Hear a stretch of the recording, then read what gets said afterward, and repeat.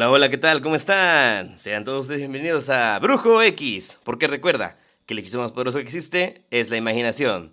Yo soy Davo X y te doy la bienvenida a el capítulo número 26 de esta tercera temporada en tu programa que te gusta y que disfrutas para conocer las historias de literatura que tanto te gustan.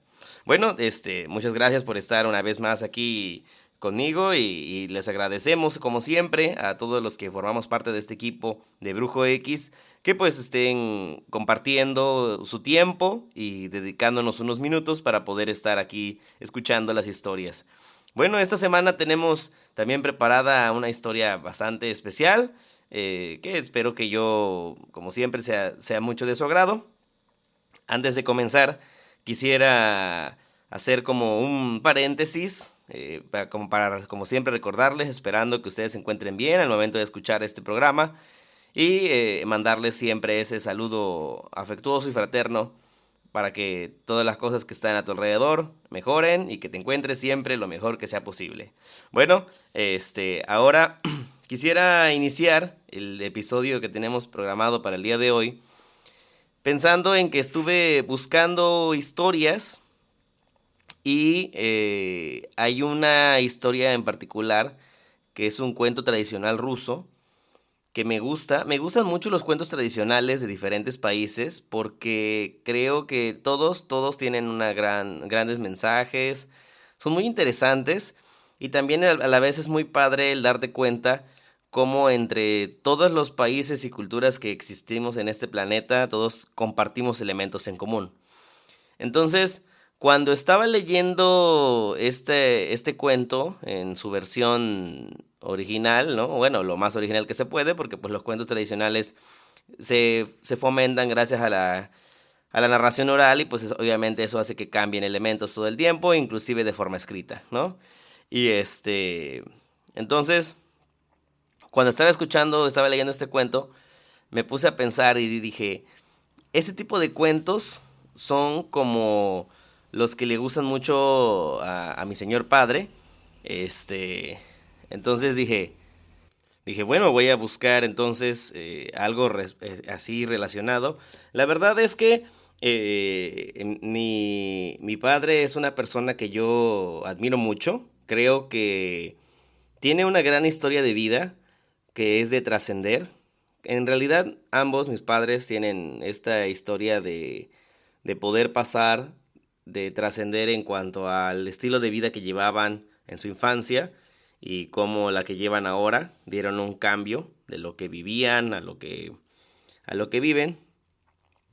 Pero en este caso, por ejemplo, con mi papá le gustan mucho estas historias. Me acuerdo que una de sus historias favoritas siempre es la de Macario. Y es un gran cuento, es una gran historia que habla de una historia mexicana que curiosamente está escrita por un ciudadano alemán. En otro momento la platicaremos. Pero como va por ese estilo, me acordé mucho de él y la verdad es que, por ejemplo, mi papá era un hombre que tuvo inicios muy humildes, era campesino y un día empezó a plantearse el de no quería estar ahí todo el tiempo, quería más, siempre en la idea de poder superarse, una idea de superación. Y pues así lo hizo, se esforzó, se esforzó, se esforzó, y hasta que ya el día de hoy, pues su vida es completamente distinta, ¿no? Y pues creo que ha tenido una gran historia de éxito, su vida tiene un antes y un después, y eso creo que es lo importante, Mi padre siempre dice que lo importante es de ir para adelante, ¿no? Que para atrás ni para tomar impulso. Entonces, es algo que yo le admiro, de cómo cambió su vida de pasar de ser el niño campesino en una zona muy fría, pasando peripecias, hambres, a convertirse en el hombre que soy, ya un profesionista que puede, pues no es rico, ¿no? Pero creo que tiene, que no creo que él tenga algo que le haga falta realmente, porque pues tiene su familia, su casa, sus cosas. Entonces, creo que ahora está en esta nueva etapa ni cómo conseguir avanzando, porque mi padre es una persona muy inquieta. Entonces, la verdad, creo que eso es todo lo que él ha tenido, ha sido por mucho esfuerzo, dedicación, y también reconocer que también hay cosas que son por cuestión de la fortuna, ¿no?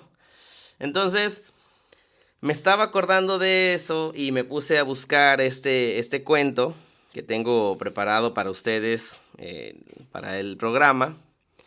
Pero antes de comenzar con el cuento, me acordé de un personaje de la historia que me gusta mucho y que me recuerda un tanto en sus inicios a esta historia personal, ¿no? Con mi padre.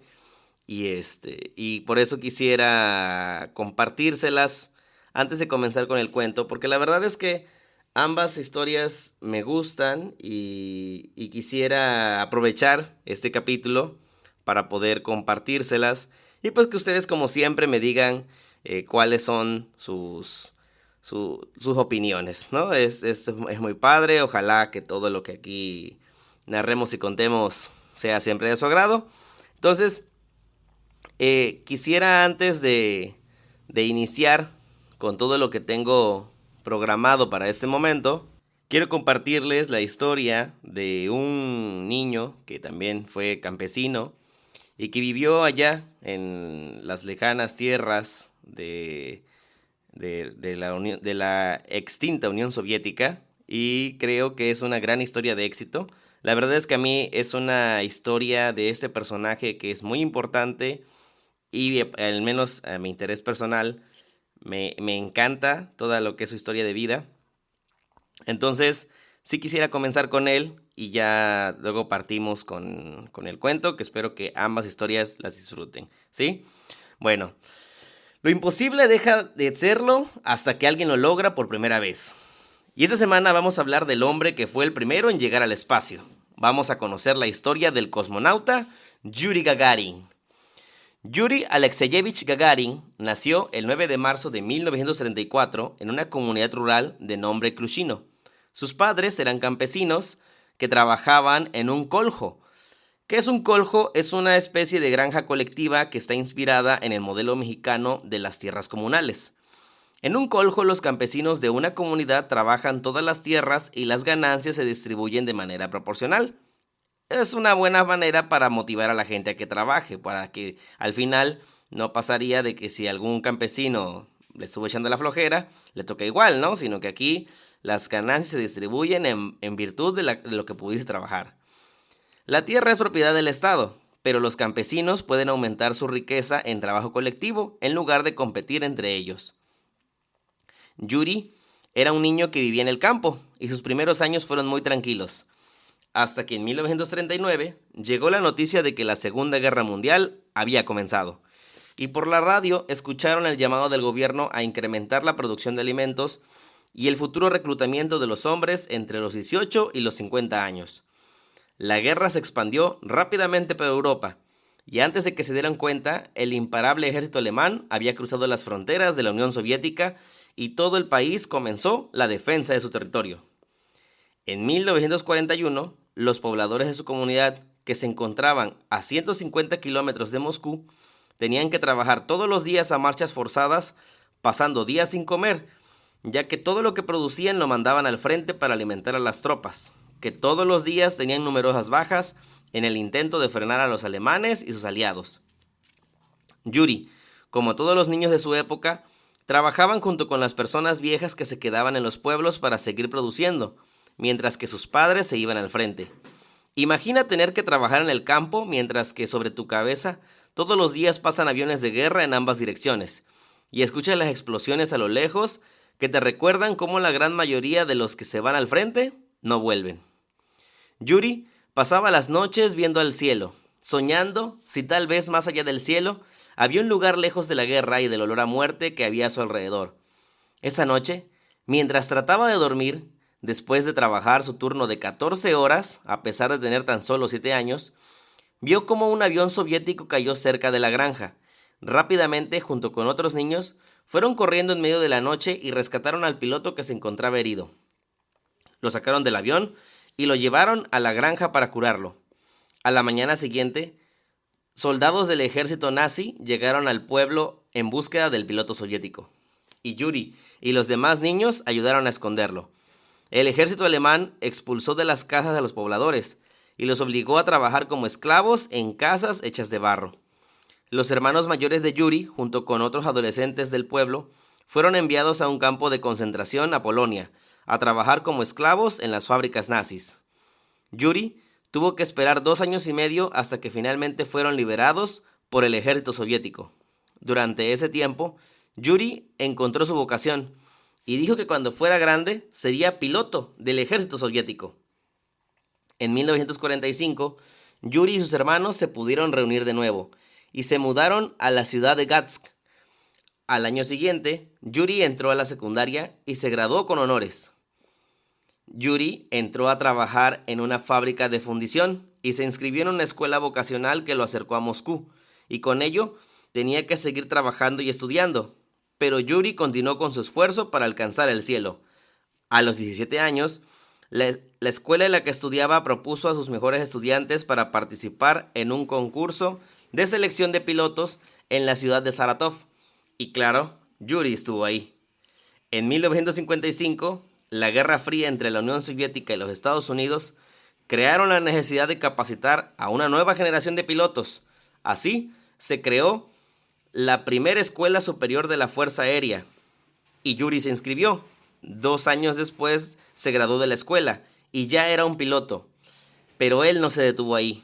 Quería poder ser capaz de manejar las aeronaves más veloces, y para ello siguió estudiando y preparando su cuerpo, porque a mayores alturas y velocidades el oxígeno es muy escaso, y eso puede provocar desmayos o incluso paros cardíacos. En noviembre de 1959, inició el programa nacional Vostok, que fue el programa para seleccionar a los pilotos que viajarían al espacio. Cientos de voluntarios se ofrecieron para el programa, pero esta misión para ir al espacio no estaba diseñada para cualquiera y era de la más alta exigencia, así que los exámenes de selección fueron muy duros. En la primera etapa solo fueron elegidos 154 pilotos, entre los que estaba Yuri. Para la segunda ronda solo pasaron 29. Para la tercera ronda quedaban 20. Y después de la cuarta ronda, 12. Finalmente, en mayo de 1960, se dio a conocer a los 6 finalistas, entre los cuales solo elegirían a uno para viajar al espacio. La prueba final consistía en realizar 50 saltos en paracaídas a diferentes alturas, y quien lo hiciera mejor ganaría el privilegio de poder pilotar la nave espacial que llevaría al primer ser humano al espacio.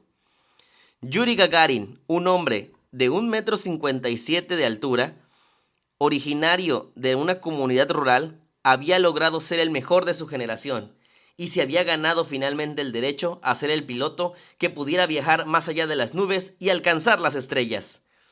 El 12 de abril de 1961, Yuri Gagarin y todo el equipo de profesionales que iban a controlar la nave y apoyarlo desde tierra estuvieron listos.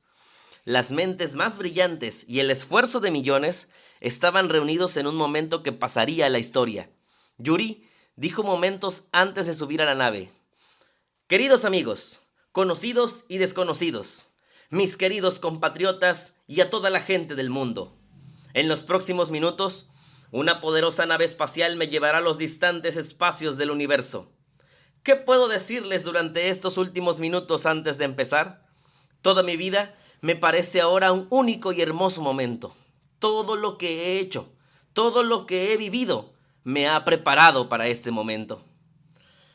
A las 6:07 de la mañana, la nave espacial Vostok 1 inició su ascenso y después de tan solo 9 minutos recorrió 80 kilómetros y alcanzó la órbita terrestre a una velocidad tan impresionante que un ser humano normal habría vomitado y perdido el conocimiento, porque a esas velocidades los órganos se comprimen y los pulmones son incapaces de mantener el aire. Pero aún así, por el radio, Yuri Gagarin pudo decir la frase «Poyehali», que significa en español «vamos». En 90 minutos le dio una vuelta a la Tierra y después comenzó el reingreso a planeta. Esta fue la etapa más difícil del viaje Imagina que vas viajando dentro de una caja de metal que se está calentando como un horno y va tan rápido que tus brazos pesan más de 100 kilos cada uno y tienes que manejar tratando de controlar una nave que te aventará cuando falten 7 kilómetros para llegar al suelo, con el pequeño detalle de que a esta altura hay menos del 15% del oxígeno que hay al nivel del mar. Pero como muchas veces pasa, no todo salió según lo planeado. La cápsula espacial se calentó demasiado y Yuri tuvo que activar la expulsión antes de lo programado, ya que corría el riesgo de que se fundiera con el resto de la nave. Yuri sabía que no podía abrir todavía el paracaídas, porque con la ausencia de oxígeno simplemente no serviría, así que se desvió por muchos kilómetros del lugar de aterrizaje. Así que Yuri, realmente, a pesar de ir cayendo en el aire, es como si se encontrara a muchísimos metros debajo del agua, porque no tenía aire que respirar. A pesar de todo, Yuri logró lo imposible. Cayó en una pequeña granja a 110 kilómetros de su objetivo. Una señora asustada lo confundió con un extraterrestre al verlo, ya que tenía un traje espacial naranja y su casco. La señora le preguntó que si él era un extraterrestre, a lo que Yuri le contestó: sí vengo del espacio, pero no se asuste, soy soviético. Yuri Gagarin, el primer hombre en el espacio, se convirtió en todo un personaje nacional y recorrió el mundo buscando inspirar a otros y lograr que la conquista del espacio fuera un tema que llevara a los humanos a imaginar en un mundo sin guerras más allá de las estrellas. El 27 de marzo de 1968, mientras realizaba un vuelo de prácticas junto con un instructor de un nuevo modelo de avión hipersónico, sufrió un accidente mortal. Este hecho puso fin a su vida a los 34 años, pero a pesar de ello, su sueño que tenía mientras que era un simple niño campesino sigue brillando en lo alto del cielo nocturno, esperando que alguien más sea el primero en lograr lo que los demás creen que es imposible de alcanzar. Bueno, esta es la historia de Yuri Gagarin. Espero que, no sé si ya la conocían, espero que sí, que conozcan un poco sobre este personaje, y si no, pues es un primer acercamiento. Hay muchas más cosas que podríamos contar de él, pero quise hacer a modo de resumen esta pequeña historia de él. Y bueno, como les decía, ya que estamos hablando de un personaje de aquellos lados, de Rusia, dije voy a buscar una historia también que me hable de ese país. Y me encontré un cuento tradicional ruso que me gustó y que, como les decía al inicio de este programa, siento que es muy del estilo de los cuentos que le gustan a mi papá, y también a mí yo los disfruto, me gustan mucho estos cuentos. También soy fan de la historia de Macario. Y entonces encontré este cuento y me gusta. Quiero que ustedes me digan sus opiniones, qué les parece. Y ya, bueno, el cuento que tengo programado para esta semana se llama El Soldado y la Muerte. Es el cuento que vamos a platicar en esta semana. Entonces, bueno, pues sin más para retrasar y dilatar la historia, les decía, el cuento se llama El Soldado y la Muerte. Bueno, comencemos. Hace mucho tiempo, Rusia era una tierra dividida entre muchos gobernantes llamados zares. Esos gobernantes tenían guerras entre ellos constantemente y con sus pueblos vecinos. Así que las personas que le llegaban a la vejez eran muy escasas.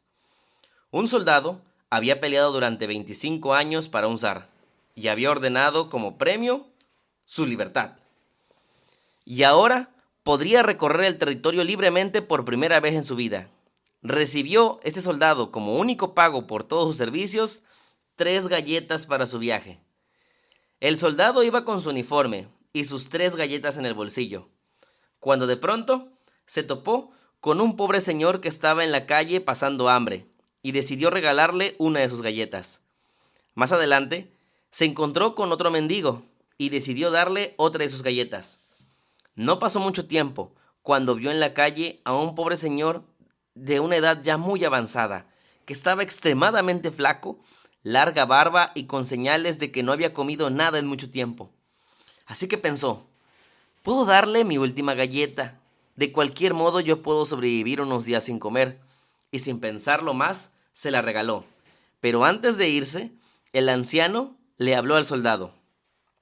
Le dijo, eres un hombre muy generoso. Me has dado lo último que te quedaba para comer, aún a costa de tu propia hambre. Así que pídeme lo que quieras que yo te lo daré. El soldado pensó, ¿qué me puede dar este hombre que no tiene ni dónde caerse muerto? Así que le dijo, pues si tienes un juego de cartas, dámelo. Me gustaría tener algo con que entretenerme cuando encuentre con quién jugar. El anciano sacó de entre sus harapos un juego de cartas nuevo y le dijo, ten, con estas cartas nunca perderás. Y como solo eso me has pedido, te daré otra cosa. Un costal mágico. Dice, con este costal mágico hará que cualquier cosa o ser que le ordenes entre al costal y lo hará sin poderse resistir. Así, el soldado se fue con su nuevo juego de cartas y su costal vacío. Después de mucho caminar, le dio hambre, pero no tenía dinero para comer. Así que fue junto a un lago y vio a unos gansos que nadaban a lo lejos. Y pensó en si sería posible que su costal funcionara. Así que abrió su costal y les ordenó a los gansos que se metieran. E increíblemente, los gansos le obedecieron. Llegó a una taberna y le pidió que le prepararan uno para comer, y dejó los otros dos como pago por la comida y por una habitación donde dormir. Al día siguiente, vio que no muy lejos de ahí había un castillo abandonado. Y le preguntó al dueño de la taberna de quién era ese castillo. A lo que el tabernero le dijo, es del zar, pero está abandonado porque unos demonios llegaron y no hay manera de sacarlos. Entonces el soldado fue al ver al zar y le pidió permiso para ir a sacar a los demonios del castillo. Y el zar le dijo que no fuera, porque ya muchos lo habían intentado y todos habían muerto. Pero el soldado insistió y consiguió su permiso para ir. El soldado llegó al castillo, y los demonios se aparecieron ante él, y le preguntaron por qué iba con ellos sin cargar ningún arma. El soldado les dijo que les proponía otro tipo de batalla. Juguemos a las cartas. Si me ganan, me matan. Y si no, me dejan usar este costal como arma. Los demonios estuvieron de acuerdo y jugaron a las cartas con el soldado y perdieron. Entonces, el soldado les ordenó a los demonios entrar al costal y no les quedó más que obedecer. El soldado volvió ante el zar con el costal lleno de demonios, y el zar hizo que sus herreros golpearan con mazos el costal. Después del castigo, el soldado dejó ir a los demonios, y estos nunca más volvieron. El zar, como recompensa, le dio el castillo, y además de riquezas. El soldado se casó y tuvo un hijo, y comenzó a tener una buena vida. Pero un día, su hijo enfermó gravemente, y ni con todo su dinero podía comprar la cura, y no quería perder a su hijo. Así que pensó en un plan que evitaría que su hijo muriera. Se colocó junto a los pies de la cama de su hijo, y usando un vaso de agua, vio en el reflejo el momento en que la muerte llegaba por el alma de su amado hijo. Así que en ese momento le ordenó a la muerte entrar en su costal, y la muerte no tuvo de otra más que obedecer. Se llevó el costal lejos a lo profundo del bosque, y pensó que la ausencia de la muerte sería el regalo más generoso que le podía dar a todos. Pero con el paso de los años, notó cómo las personas ancianas y enfermas no podían morir, y su sufrimiento se convertía en agonía, y con la ausencia de la muerte se multiplicaron los problemas. Así que la felicidad pasajera que les había provocado la falta de muerte en el mundo, ahora era un grave problema que afectaba al mundo completo. El hombre comprendió su error, y con todo el dolor de su corazón tuvo que ir al bosque a liberar a la muerte, aunque sabía que al hacerlo tendría que renunciar a su hijo, pero no podía dejar que fuera su egoísmo el que le provocara tanto sufrimiento al mundo. La muerte salió del costal y recorrió el mundo porque tenía mucho trabajo pendiente, y como castigo le dijo al hombre que nunca iría por él, pero que eso no evitaría que él dejara de envejecer. Y así, si caminas un día por lo profundo del bosque ruso y un día te encuentras un costal junto a un juego de cartas, no dudes que verás a un esqueleto que está sentado esperando que la muerte un día por fin lo perdone y se lleve su alma. Fin. Bueno, este es el cuento del Soldado de la Muerte. ¿Qué les pareció? Espero que lo hayan disfrutado. Es un cuento muy interesante. Me gustan estas historias que nos hacen reflexionar, en este caso sobre un tema sensible como lo es la muerte. Muchas veces las personas quisiéramos que todos vivieran para siempre, ¿no? Pero pues la realidad es que no. Todas las personas tenemos un tiempo finito y una vez que ese tiempo se acaba, pues así es la existencia. Y creo que eso es lo que también es parte de su belleza, de que si pudiéramos tener a las personas todo el tiempo de manera infinita, pues realmente no las valoraríamos porque no podríamos decir, siempre contaríamos ahí con ellos. Y la realidad es que pues como todas las personas solamente pueden estar un tiempo con nosotros y después ya no estar, pues eso nos hace tener que entender y valorarlas más, apreciar su compañía, su presencia, poder disfrutarlas, compartir el cariño. Yo agradezco a todas las personas que a lo largo de mi existencia me han brindado su cariño, su corazón, su afecto. Espero haber en algún punto de mi vida retribuido esa confianza y ese afecto. Yo también trato de compartirlo con ellos. Les doy las gracias a todos, inclusive a las personas que me escuchan y que aunque algunos no los conozca, el hecho de que me estén escuchando hasta este momento ya es importante para mí. Les agradezco y también por eso les decía, quiero agradecerles a todos. Quiero que sepan eso y que lo reflexionen y piensen en que todas las personas que tienen a su alrededor están por un tiempo y ya.